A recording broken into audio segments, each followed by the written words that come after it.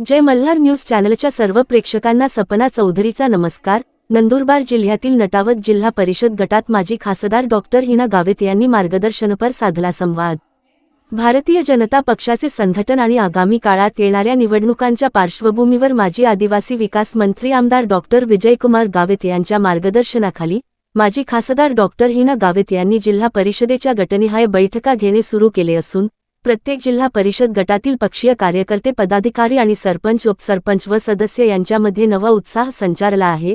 नंदुरबार तालुक्यातील नटावत येथे एप्रिल 11 रोजी या अंतर्गतच महत्त्वाची आढावा बैठक पार पडली।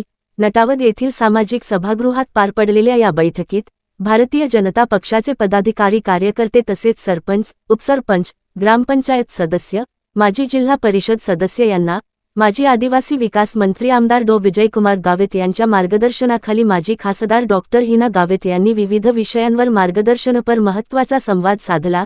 सरपंच जयश्री गावित, माजी सरपंच पंकज गावित, सरपंच महेंद्र वळवी, पंचायत समिती सदस्य जयंत वळवी, माजी सरपंच इसाराम वळवी, सरपंच अशोक वळवी, उपसरपंच अविनाश गावित, सरपंच सोनाली वळवी, उपसरपंच दीपक वळवी, इंद्रसिंग महाराज यांच्यासह विविध गावातील सरपंच, उपसरपंच, ग्रामपंचायत सदस्य, भाजपा पदाधिकारी, कार्यकर्ते उपस्थित होते।